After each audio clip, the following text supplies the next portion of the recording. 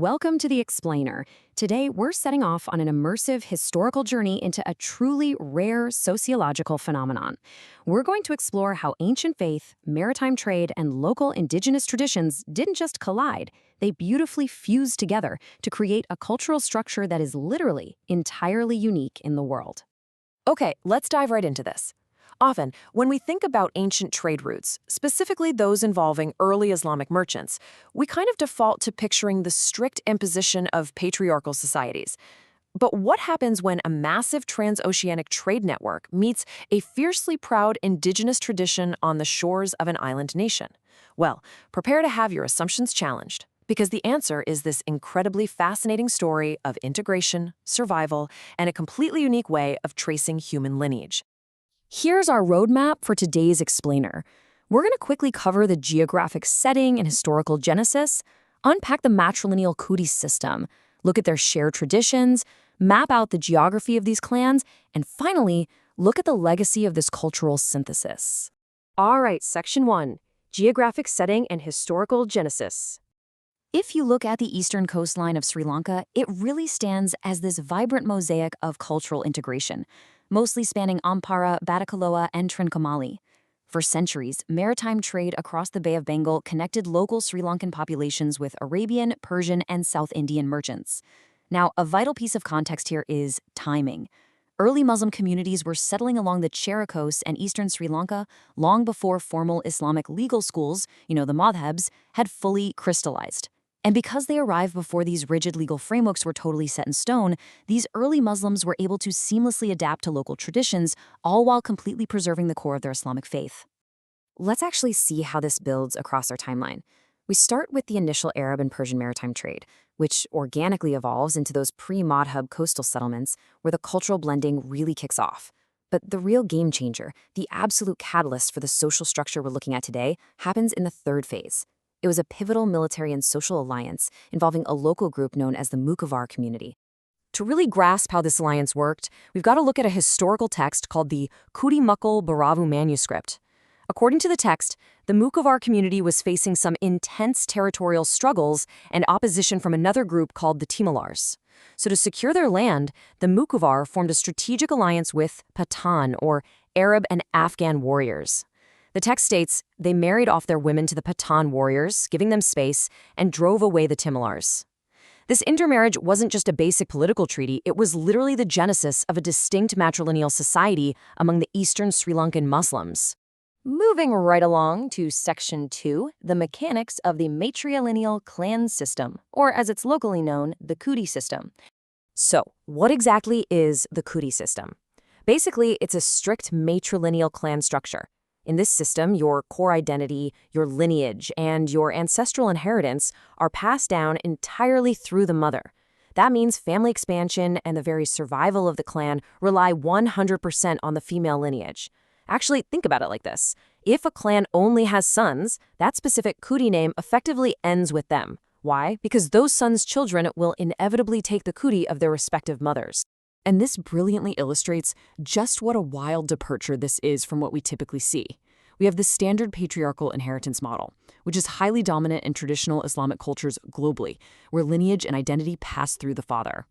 But contrasting that, under the matrilineal Kudi system, your lineage is permanently tied to your mother's bloodline.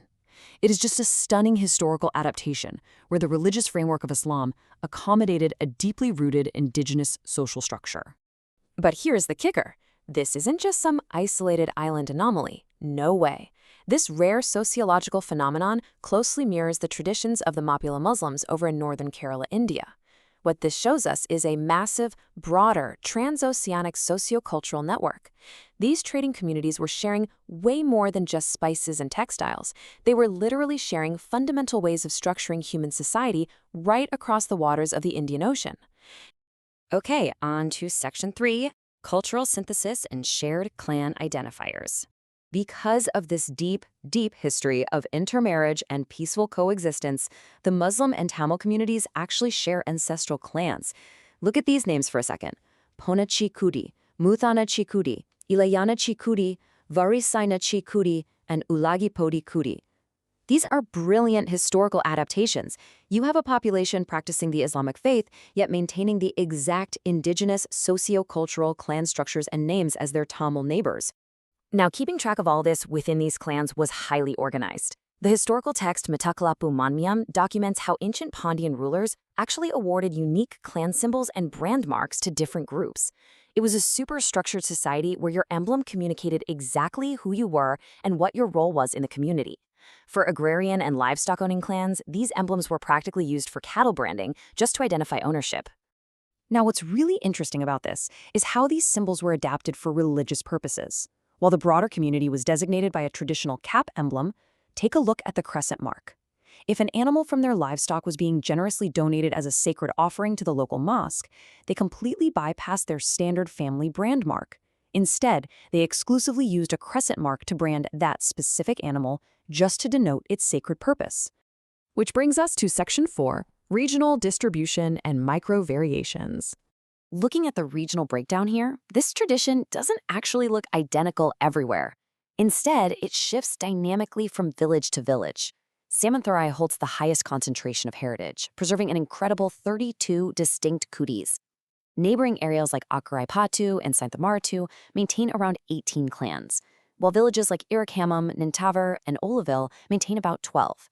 This variance just highlights the dynamic adaptability of this culture based on local geography and historical settlement patterns. But out of all these various clans distributed across the eastern region, I really want you to focus on this number right here, 16.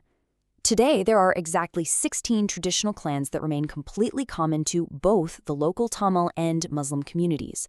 16 shared bloodlines. That represents an incredibly enduring, tangible legacy of peaceful coexistence and a shared regional identity. Finally, Section 5, Evolutionary Legacy and Modern Preservation.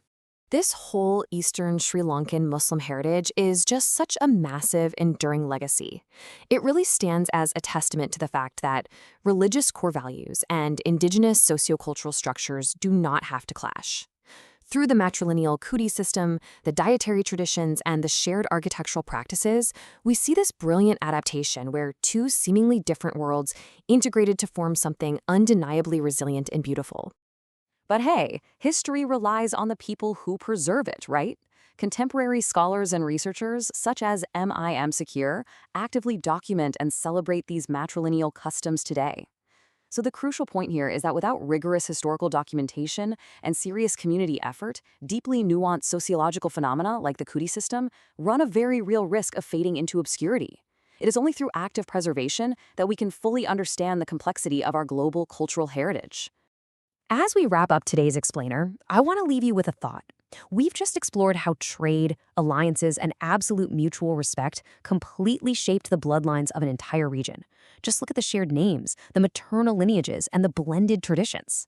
So I ask you, how has your own ancestry been shaped by the dynamic history of cultural coexistence and adaptation? Take a second to think about the invisible threads of history that connect us all. Thank you so much for learning with me today, and keep exploring.